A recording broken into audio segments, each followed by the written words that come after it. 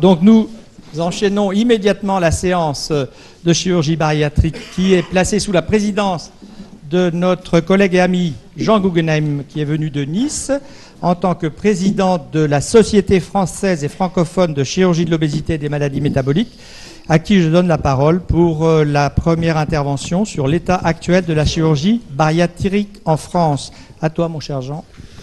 Merci, Monsieur le Président. Donc, je remercie l'Académie nationale de chirurgie de consacrer une session entière à la chirurgie de l'obésité. Et donc, le sujet de ma présentation, c'est l'état actuel de la chirurgie bariatrique en France.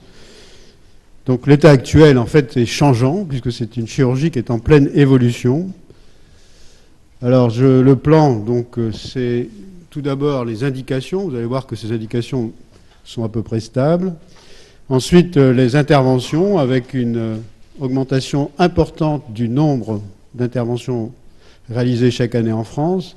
Une modification du type d'intervention, et c'est une intervention qu'on va vous décrire au cours des présentations suivantes, c'est la sleeve gastrectomie, qui actuellement est la première intervention de chirurgie bariatrique réalisée en France.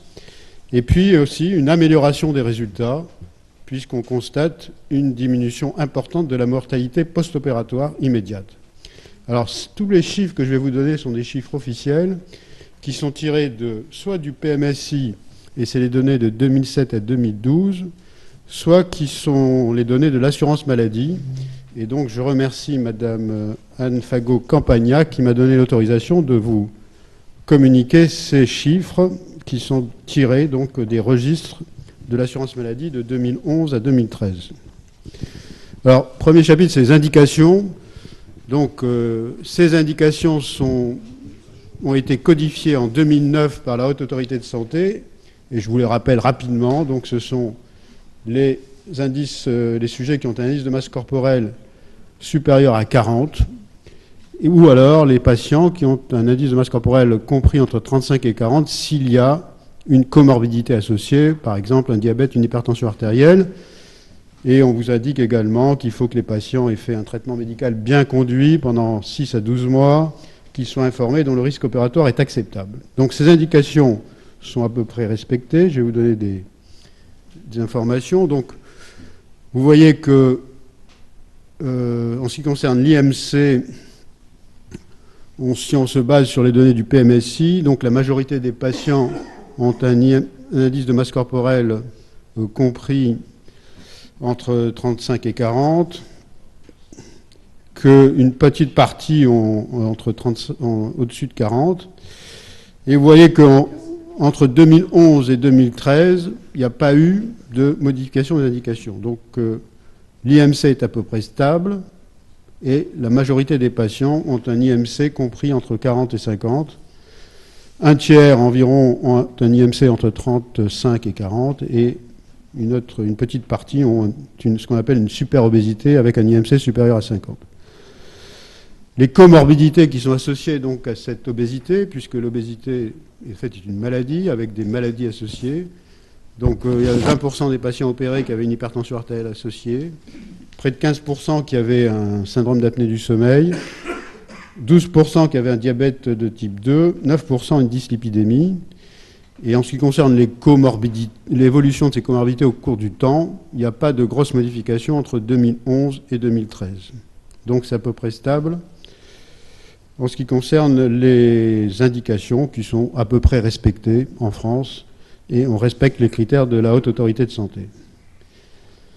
Alors, la véritable révolution, c'est en fait l'augmentation du nombre d'interventions de chirurgie bariatrique en France, qui est une augmentation spectaculaire. Vous voyez qu'en 2006, on est parti d'environ 15 000 interventions, et en 2013, on a dépassé la barre des 40 000.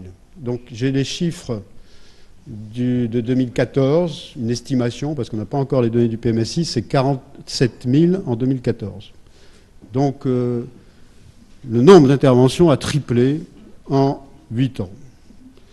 Il y a également une modification donc, du type d'intervention. Et vous voyez qu'il y a eu un croisement du type d'intervention en 2010, avec une diminution des anneaux, qui était l'intervention la plus pratiquée en France, et du fait de ses échecs, de ses difficultés, actuellement c'est la moins utilisée en France. c'est la courbe donc qui est en jaune.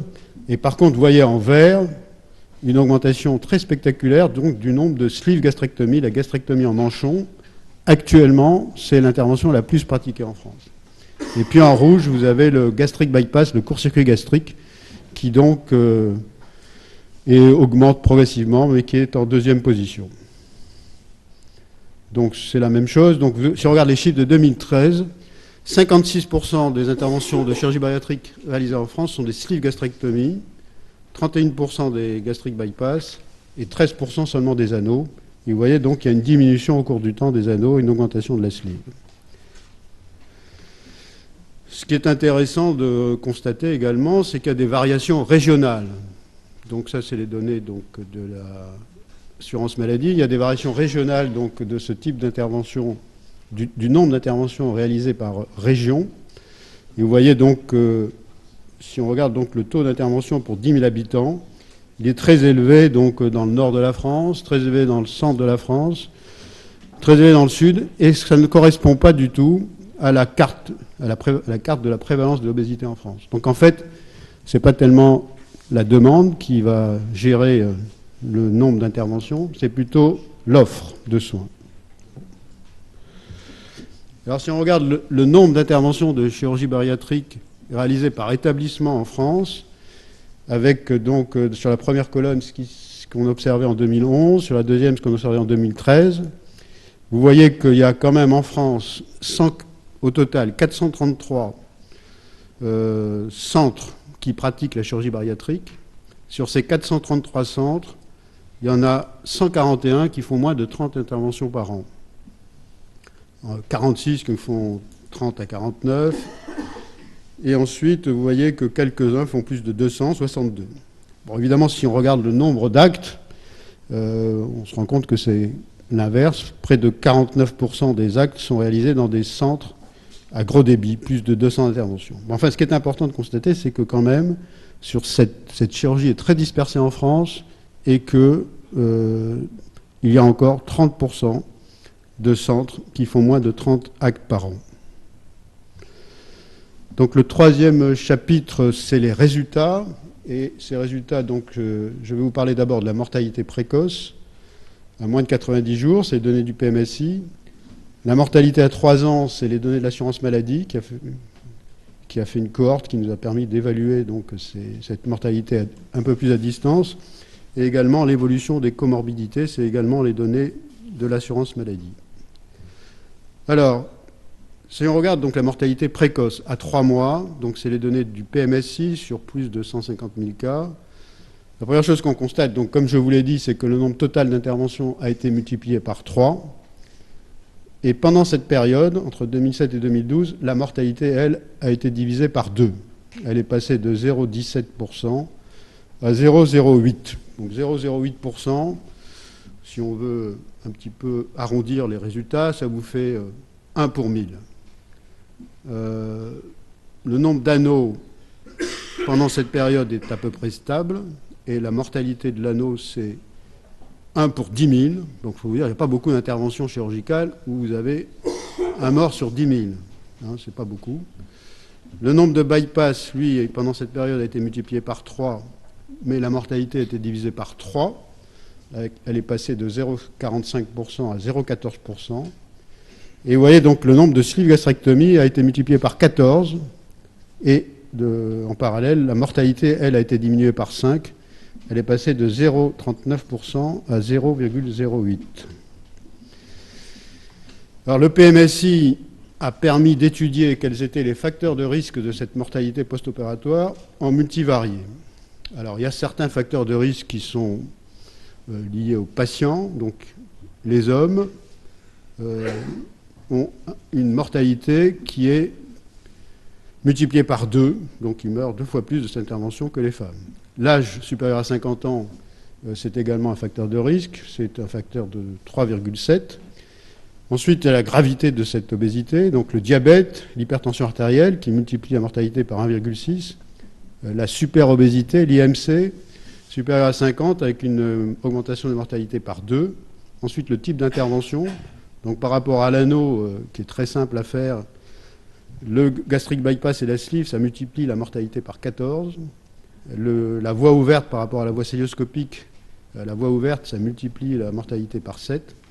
Et la dernière chose qui est intéressante, c'est le nombre d'interventions par an dans le centre. Lorsque le nombre d'interventions est inférieur à 25, des petits centres ont une mortalité post-opératoire immédiate qui est augmentée. Alors, multiplié par 2 quand c'est des centres de moins, quand on les compare à des centres de plus de 100, et multiplié par 4 lorsque ce sont des centres qui font plus de 150 interventions par an.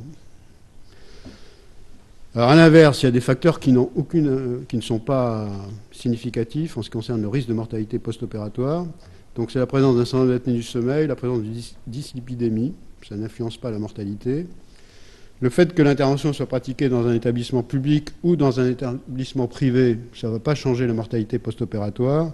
Et le fait que ce soit une réintervention ou une intervention primaire, dans les données du PMSI, ça ne change pas la mortalité post-opératoire immédiate.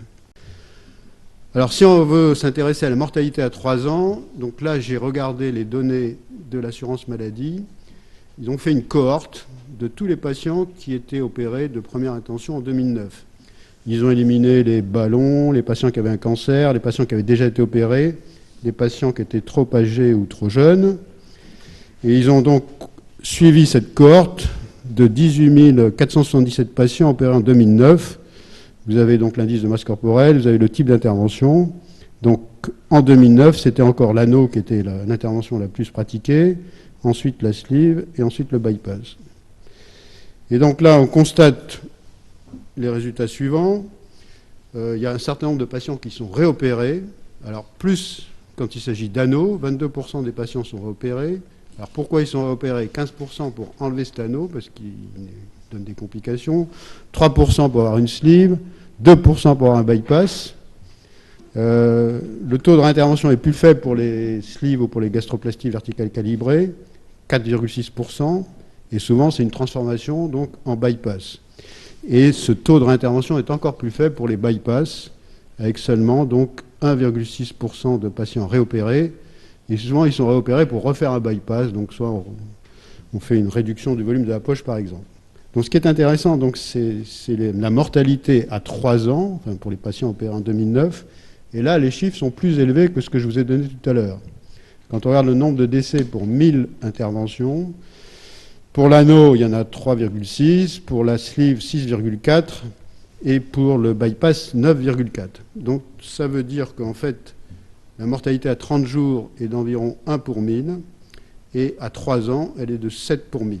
Donc, les patients décèdent. Alors, je rappelle que l'obésité, l'obésité sévère dont on parle aujourd'hui, c'est une maladie grave où il y a une mortalité spontanée.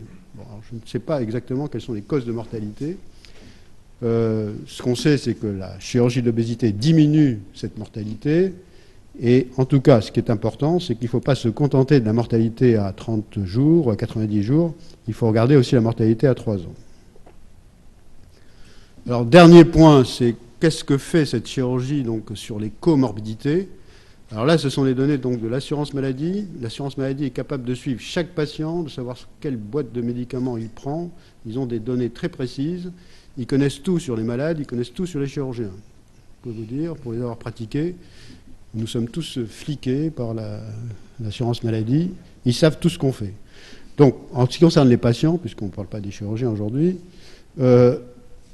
et donc en ce qui concerne les patients obèses opérés, ils ont sur leur registre, donc sur 14 000 patients, constaté qu'il y avait quand même une diminution de la prescription des médicaments. Donc, on peut penser que les patients qui ne prennent plus de médicaments sont guéris de leur maladie, ou en tout cas ont une maladie qui est ce qu'on appelle une résolution de la maladie. Donc vous voyez, la première colonne, c'est les antidiabétiques oraux, pour les patients qui étaient diabétiques. La deuxième colonne, c'est les antihypertenseurs. Ensuite, les traitements pour l'asthme ou la bronchite, la bronchopnéopathie. Ensuite, les traitements antidépresseurs. Ensuite, les anxiolytiques. Et ensuite, les appareillages pour l'apnée du sommeil. Donc vous voyez une diminution très importante à 3 ans de l'utilisation de tous ces médicaments et de tous ces appareillages. Donc, ça prouve une certaine efficacité de cette chirurgie, ce qui explique d'ailleurs son développement. Alors, si on compare la France à l'Europe, en Europe, il y a également cette explosion de la chirurgie bariatrique. Donc on n'est pas isolé. Il y a une augmentation très importante du nombre d'interventions de chirurgie bariatrique pratiquées en Europe. Par contre, ce qui est un peu spécifique à la France, c'est le type d'intervention. En Europe, ce qui est le plus pratiqué, c'est le bypass. C'est la courbe en rouge. En jaune, ce sont les anneaux. Et la sleeve est peu pratiquée. Donc nous sommes un pays spécifique par le type d'intervention. Essentiellement parce qu'en France, à l'inverse des autres pays d'Europe, on fait beaucoup de sleeve et beaucoup de mini-bypass, interventions qui d'ailleurs n'existent pas ou pratiquement pas en Europe.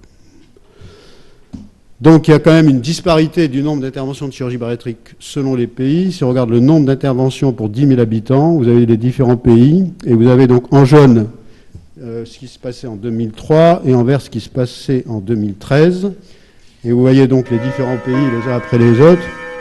Le premier pays, c'est le Royaume-Uni. Vous voyez que la France est au milieu et que proportionnellement au nombre d'habitants, c'est la Suède et la Belgique qui font le plus d'interventions de chirurgie bariatrique. Donc la France, même s'il en fait un peu plus que les autres pays, n'en fait pas beaucoup plus. J'ai presque fini. Donc ensuite, le type d'intervention. Donc vous voyez la spécificité de la France qui fait moins de bypass que les autres, alors qu'en Suède, il n'y a presque que des bypass. Et la France, il y a beaucoup de sleeves. Et quelques anneaux encore.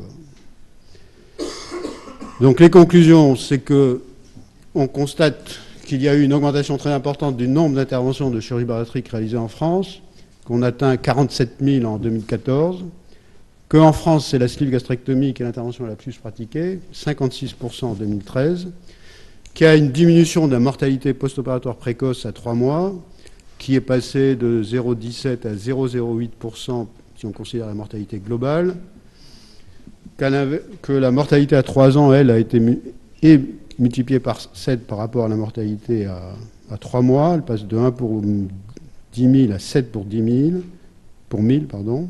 Et donc, peut-être qu'il faut insister sur le suivi.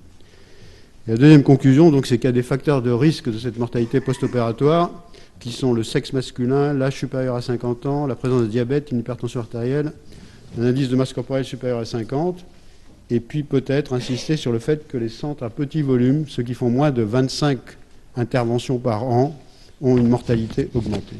Voilà, je vous remercie de votre attention. Merci Jean pour ce tour d'horizon de la chirurgie bariatrique en France.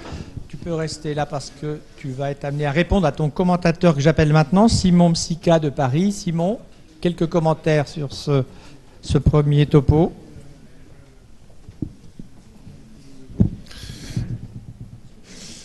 Merci de m'avoir invité à commenter Jean Guggenheim sur... il est où mon topo là? Oui, allez-y, je vous en prie. Sur Msika, là. Sur ce topo concernant l'état actuel de la chirurgie bariatrique. Et comme nous avons eu la chance, je ne sais pas si c'est la chance ou enfin en tout cas l'opportunité de travailler avec les gens de la CNAM, je voulais vous amener un commentaire concernant ce travail et puis cet état actuel de la chirurgie bariatrique, puisque la préoccupation aujourd'hui de la CNAM, c'est finalement l'âge. C'est-à-dire qu'il s'intéresse un petit peu, et cet élément du commentaire, aux sujets très jeunes, aux opérés très jeunes, et aux opérés plus âgés, c'est-à-dire au-delà de 60 ans. Alors on sait dans les recommandations qui ont été publiées en 2011 que, a priori, la chirurgie n'a pas d'indication dans la prise en charge de l'obésité de l'enfant et de l'adolescent, et son utilisation n'est pas recommandée. Ça, c'était la synthèse des recommandations 2011 concernant la chirurgie bariatrique et le surpoids et l'obésité de l'enfant et de l'adolescent. Bon, pour autant, ce qu'on regarde issu des chiffres de la CNAM, c'est que la chirurgie des adolescents et des mineurs augmente. Il y a eu 394 mineurs et adolescents qui ont été opérés entre 2009 et fin 2013. 117 ont été opérés en 2013 et près de 150 en 2014. Donc on a une augmentation. Pourtant, il n'y a rien qui réglemente cette chirurgie. Elle n'est pas recommandée. Et donc l'idée, en fait, de la CNAM, c'est finalement de dire seuls peut-être certains centres devraient être habilités à la pratiquer. Et ils ont, dans cette idée-là, finalement, publié une sorte de une fiche mémo pour un début de travail pour définir les critères de réalisation des interventions de chirurgie bariatrique chez les moins de 18 ans, avec les questions qui se posent finalement chez l'adulte, on va les poser chez l'adolescent et chez le mineur. Donc voilà la première remarque que fait la CNAM là-dessus. Et la deuxième remarque, c'est les gens de plus de 60 ans. Et là, vous voyez, on voit des chiffres tout à fait étonnants. Enfin, moi qui m'ont étonné, parce qu'ils ne correspondent pas à ma pratique régulière. Alors, elle paraît justifiée, puisque, évidemment, au-delà de 60 ans, quand on est obèse, eh bien, on a pas mal de comorbidités, bien sûr. Elle est en augmentation depuis plus de 5 ans, puisqu'en 2013, sur les 41 650 opérés en France de chirurgie bariatrique, il y en a 6% qui avaient plus de 60 ans. Donc là, je remercie Anne Fago-Campana de nous avoir autorisé à utiliser les chiffres de la CNAM, qui sont des chiffres donc récents de 2013. On n'a pas encore les chiffres 2014, mais probablement c'est en augmentation. Et vous voyez qu'il y en a quand même eu 1740 entre 60 et 64, et il y en a même eu 63 qui avaient plus de 70 ans. Quant à la répartition, vous voyez que cette répartition, finalement, elle est assez similaire à celle qu'on voit pour les adultes. Donc finalement, on remarque que si des gens de plus de 60 ans sont opérés, ils sont pratiquement opérés dans le même état d'esprit que les adultes, et c'est là où se pose le problème, puisque il y a beaucoup de comorbidités, et donc les questions, c'était la balance bénéfice-risque, bien sûr, car un des points essentiels, c'est la conservation de la masse musculaire après cette chirurgie, puisqu'il y a un risque de sarcopénie non négligeable, il y a une diminution de l'activité physique, qui n'est pas la même chez les sujets qui ont 30 ou 40 ans et les sujets qui ont plus de 60 ans, avec un risque important finalement d'échec, et donc il se propose, en fin de compte, de mettre en place un suivi spécifique qui apportera sur le long terme des informations sur ces opérés. Voilà les commentaires que je voulais apporter. Je vous remercie de votre attention. Merci Simon. Jean, est-ce que tu as une réponse à apporter à ces commentaires? Non, donc si la question c'était la chirurgie de l'obésité chez l'adolescent, donc chez le mineur de moins de 18 ans, je pense qu'on est d'accord avec la CNAM, ça devrait être quand même réservé à certains centres spécialisés. Actuellement, c'est fait n'importe où, dans des cliniques, partout. Donc je pense que ça devrait quand même, parce que c'est quand même des cas qui sont assez rares, et je pense que ça devrait être réservé à des centres qui ont une grosse activité. Donc je pense que c'est un petit peu vers quoi va s'orienter la CNAM. Ça, c'est le premier point. Le deuxième point, c'est les sujets les sujets âgés. Pas très âgés, disons. Bon. Je veux dire, jusqu'à 65 ans, je crois, parce que les recommandations de la HAS, c'était jusqu'à 60 ans. Donc la HAS avait dit, en 2009, la chirurgie de l'obésité est indiquée entre 18 et 60 ans. Donc, moins de 18 ans, on vient d'en parler, plus de 60 ans, jusqu'à 65 ans, à mon avis, ça ne change pas grand-chose. Au-dessus de 65 ans, bon, là, c'est vrai qu'on peut se demander quel est le bénéfice de cette intervention chez des gens qui ont moins d'activité physique, donc pour lesquels la perte de poids sera plus difficile et pour lesquels il y a un risque également de... Donc je crois que, bon, au-dessus de 65 ans, ça reste des discussions cas par cas exceptionnelles, mais jusqu'à 65 ans, moi, j'irai sans problème. Et je ne modifierai pas mes indications. Mais enfin... Très bien, merci voilà. Jean pour ces réponses. Alors maintenant, la discussion est ouverte à la salle. Jacques Beaulieu. Monsieur le secrétaire, si tu veux déplacer le micro. Alors, à titre d'information, avant qu'il prenne le micro, la chirurgie du cancer colorectal en France, c'est 35 000 cas par an, pour vous donner un ordre d'idée. Jacques. Bon, merci à tous les deux de nous avoir apporté ces chiffres extrêmement instructifs et qui sont une primeur pour l'Académie de chirurgie. Il y a une chose qui me paraît frappante, c'est la différence qu'il y a entre la France, le Royaume-Uni, et l'Allemagne. Je connais un peu la réponse, mais j'aimerais que tu nous expliques pourquoi. Pourquoi on fait très peu d'interventions en Allemagne et en La réponse est différente pour les deux pays. En France, comme vous le savez, cette intervention soumise à accord préalable, donc quand même il y a une vérification théorique de l'indication, il faut quand même être dans les clous. Si on est dans les clous, la Sécurité sociale donne son accord et l'intervention peut avoir lieu et est remboursée par la Sécurité sociale. Donc en France, toutes ces interventions sont prises en charge. Donc ça ne coûte rien aux patients, sauf s'ils payent des suppléments d'honoraires. Donc en France, c'est pris en charge. En Allemagne, ce n'est pas le cas. Ce sont uniquement les personnes qui ont des des assurances privées, des mutuelles qui peuvent se faire opérer. Donc ça limite beaucoup le nombre d'interventions. Il y en a 10 000 par an. La Grande-Bretagne est arrivée au même résultat, 10 000 par an, par un mécanisme différent. C'est-à-dire qu'eux, ils exigent une prise en charge intensive de l'obésité avant d'arriver à l'intervention. Ils exigent que ces patients soient transférés dans des centres ou dans lesquels ils font des régimes, ils font tout un coaching, etc. Et seulement s'il y a un échec de ça, ils passent à la chirurgie. Donc le résultat des Anglais, c'est qu'ils font 10 000 interventions par an. Et la France, près de 50 000. Mais quand on regarde par 10 000, enfin voilà, quand on compare à des pays de population comparable, c'est comme ça. Mais la France ne fait pas partie des pays où il y a le plus d'interventions quand on compare à la population générale. Si on regarde la Belgique, si on regarde les Pays-Bas, ils en font plus que la France. 10 000 par an. 10 000 par an. Oui, t'as pas écouté? Et ils ont changé le circuit en fait. Ils ont changé. C'est pas le même circuit qu'en France. Ils mettent des barrières en amont, et donc la filtration, au lieu d'être comme chez nous, elle se fait au niveau de la décision chirurgicale ou pluridisciplinaire. Eux, ils mettent la filtration très en amont, c'est-à-dire au tout début de la prise en charge. Et là, donc, ils ferment le robinet très tôt. Donc la réponse. Quant aux indications, c'est-à-dire les recommandations pour indiquer cette intervention, c'est à peu près les mêmes dans tous les pays. Le seul pays qui a changé, c'est le Danemark, je crois, non? C'est ça? Oui. Les Danois, qui faisaient beaucoup, peut-être pour eux, trop d'interventions, ont décidé de mettre la barre à 50. Un IMC supérieur à 50. Donc ça a entraîné une diminution très importante du nombre d'interventions, puisque ce n'est pris en charge que s'ils ont un IMC supérieur à 50. Monsieur Lenoir? Oui. J'ai deux questions. La première question, si mes souvenirs sont bons, la justification de la chirurgie bariatrique a été apportée par des articles du New England qui montraient que l'espérance de vie entre un obèse qui avait un traitement médical et un obèse qui était opéré, l'espérance de vie était plus élevée, bien sûr, chez les malades opérés. Il me semble que ça a été une justification qui a été apportée à plusieurs reprises. Est-ce que vous avez regardé s'il y a effectivement une espérance de vie accrue à partir du moment où les malades sont opérés? C'est ma première question. La deuxième question concerne la sleeve.